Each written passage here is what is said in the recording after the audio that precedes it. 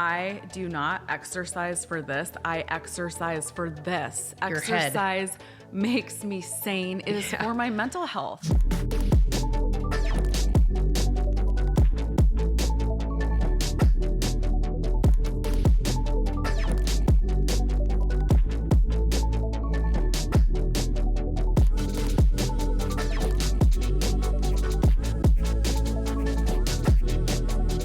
Talk about one of the favorite things in my life and one of my favorite topics, which is exercise. It is your favorite topic. Fitness, movement in your life. Yeah. It is my favorite topic. I know. I love talking about movement. Well, it's so important. These bodies need to move. Well, and it changes your life. It does. When you can incorporate just a regular, consistent movement routine. It's night and day difference. It changes your health. Yeah. I mean, I would say one of the biggest complaints that patients will come in and talk to us about is feeling low energy. Yep. And feeling like they don't know how to exercise or they don't know how to move. Yep. And I understand because a lot of people are coming in with, past injuries, maybe illnesses that they're dealing with, some sort of chronic pain or chronic, people have chronic issues. Very real things going on and very real limitations. Yes. Yeah. But you know what I think a lot of it is just fear. Yeah. Of not knowing where to start. And, we just get a lot of messages about fitness. One is, if you're not a hard body and full of muscles and just crushing it at the gym, you're not really an athlete and you really have no business. Right. If you're not in shape, a lot of people don't want to go to the gym. They feel intimidated, they feel scared, and they feel shamed. Yeah. It feels like a terrible idea to them. A terrible idea. Right? It feels like a terrible idea.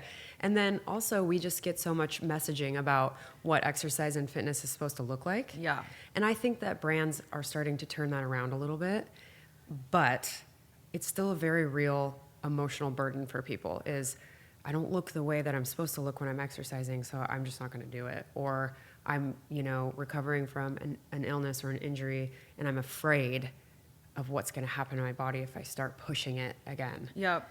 Well, and I think that we're all so unique and individual in what kind of exercise and movement is going to work for us. Oh, yeah. Not everybody can do the same things. And so figuring that out can be actually really painful. You can get injured, you can wear yourself out, it can be the wrong thing, it can be the wrong amount of time. People are like cardio or not cardio or weights or not weights. People just don't know what to do and what's going to be right for them because they know that not everything is going to work for them. Yeah, or they don't know who to trust. Yep. Because there are just so many different modalities. There's so many ways you can go. Yep. And there's a lot of professionals out there, trainers or, people who are telling you what the next best thing is for exercise. It's really hard to know if that's going to be the right thing for you. Yep. And what do you say to people when they're trying to figure it out?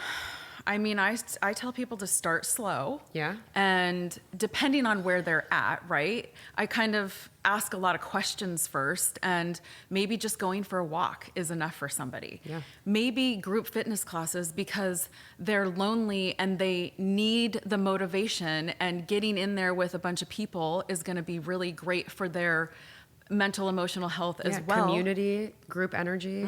That's so can be huge for people. Yeah, it's so fulfilling. Some people don't have time. And so I say, just do an online workout in your house, just start with that. Or I'll tell people, you know what, just do some lunges and squats and walk your dog and do some push-ups, and you will feel so much better just doing those few things. Just start there. Yeah. And when it's people momentum. Yeah. So it's the same thing as, what we talk about in other topics, like just putting on your shoes and doing something. Walking out the door. And walking out the door is huge. Taking a few steps. So many patients who seemingly look like exercise is easy for them tell me that they have a hard time motivating themselves. Yeah. And if you just put your shoes on and walk out the door, you're gonna, the momentum's gonna come. Yeah, I love the idea of momentum. I talk about this a lot. Well, I share this with you all the time because I think it's so exciting. But just thinking about any type of exercise or movement as creating momentum in your life. Yep. it's not only physical momentum because you're actually physically moving, but it's also, it gives you confidence. You have an endorphin rush. You have all these awesome neurochemicals flushing your brain and your body, and Yeah. you have all the health benefits of that. So not only are you having this physical momentum, but you have this confidence and this like really great feeling. And that is momentum to be creative and to feel more inspired and to feel more energized. And then if you have energy, that's momentum to go out and do something the next day, or to have a hard conversation with this person because you're feeling better and you're more confident.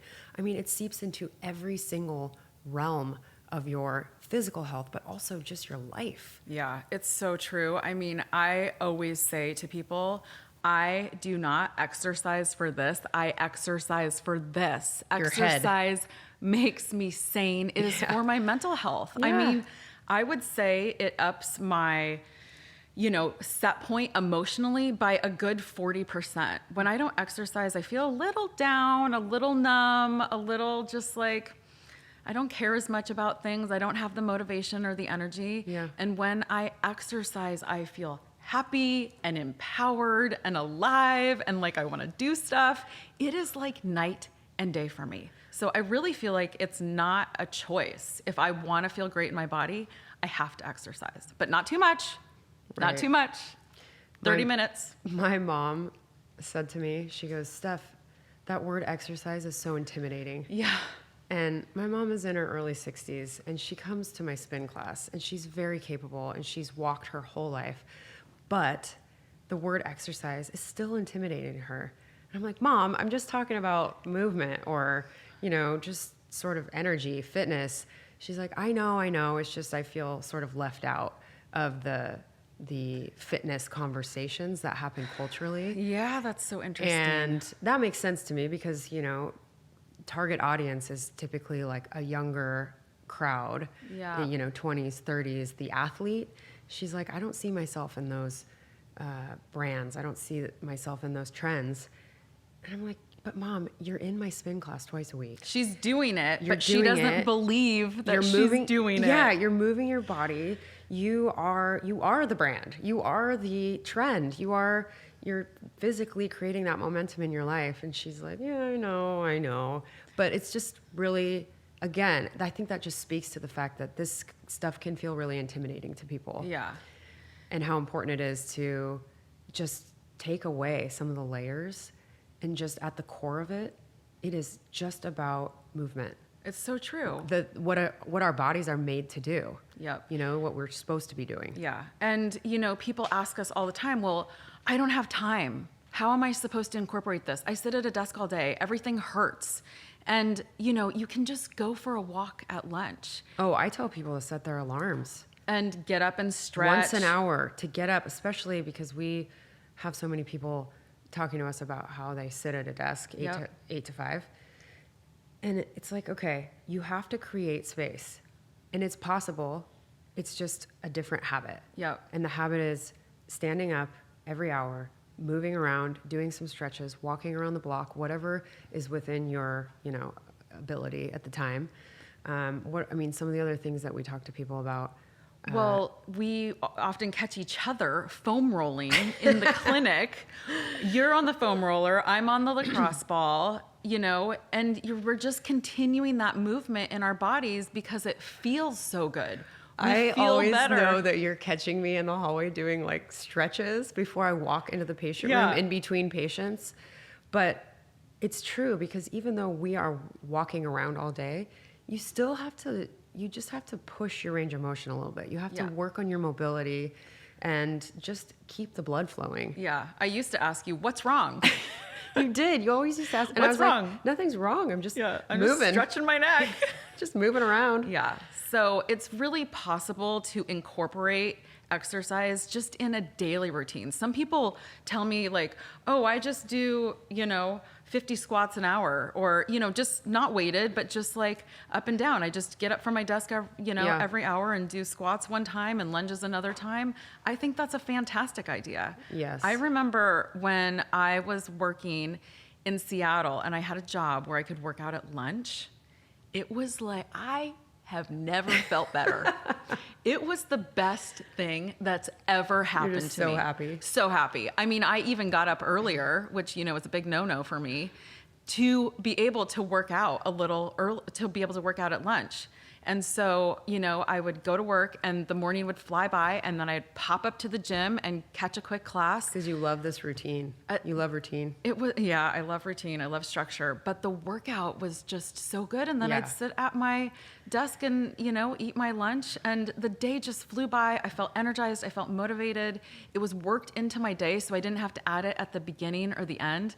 It's really cool if you can get your movement in the middle of the day. It's not possible for everybody, but it's one option. Yeah. I think one of the reasons why I love talking to people about exercise and movement is because I love to encourage people to the point where they actually feel like it's possible for them to do more than they thought they were capable of.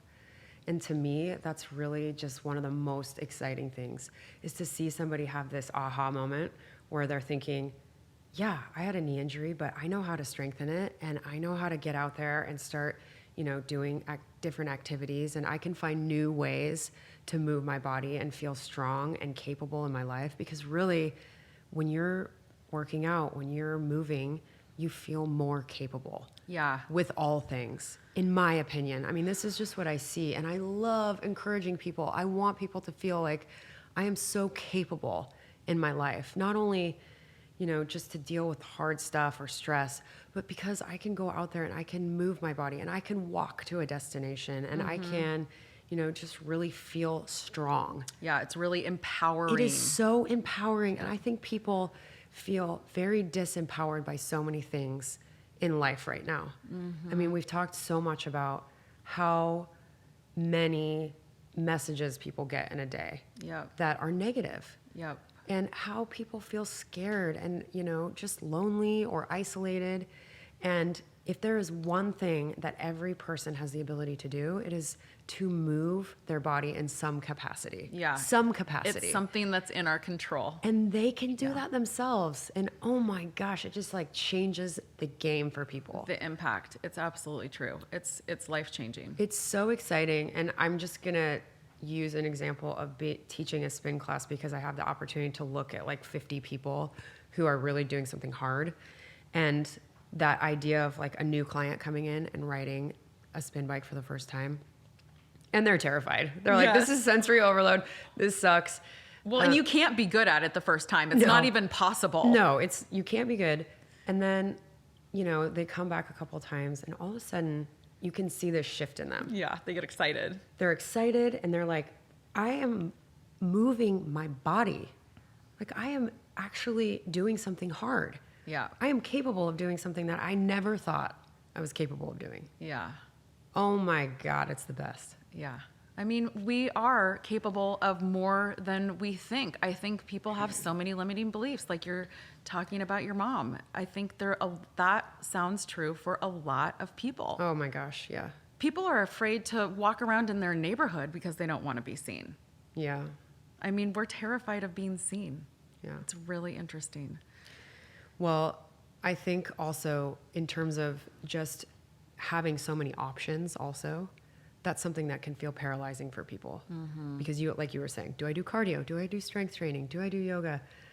And like you were also saying, it's so individual. Yeah. You kind of have to go through some trial and error to see what works best for you. That's what I was going to say. You just got to get out there and try. I mean, I have tried and failed many things, and I've figured out what works for me. Yeah, but it's not the 6 a.m. workouts. No, 6 a.m. is not a good time for me to work out. That makes me tired and irritable at 3 o'clock and actually hold an extra few pounds. It burnt out my adrenals. And that amount of cardio was too much for me, and I had to learn that the hard way. But you know what? It's one of the best things because the struggle makes you want to fight to figure out what's going to work. Yeah.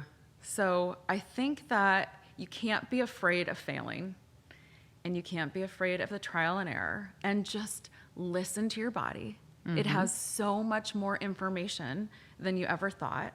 And know that you are capable of more than you thought. Yeah. There's like that idea of respecting and honoring your limitations and being smart. Yep. Like I I know that my daughter was doing a headstand the other day, and I was like, I really want to go do that headstand with her. And I was like, I'm going to honor my body and say, no, I'm not going to go do a headstand with her right now, because if I fall, I'm going to really hurt my neck. Yep. But we are capable of so much. Yep. And that is resilience of human spirit. It's the resilience of our bodies, Yep. how strong we really are. And also just starting to create that momentum in our life, knowing that it will spill over into every other realm. Yep. And have really beautiful impact. Yeah. Well, and in the clinic, patients in pain, a lot of times we see them start to exercise and strengthen their quads. And so then they don't have knee pain or need that impending surgery that somebody was talking to them about. Or, you know, so many people with the neck and shoulder pain will end up strengthening their mid and lower back, and then their neck and shoulder pain gets better. And so a lot of people that we see are in pain, and that's what they come in for, but exercise can help them get out of that pain, and people don't realize that. Oh, yeah. Yeah.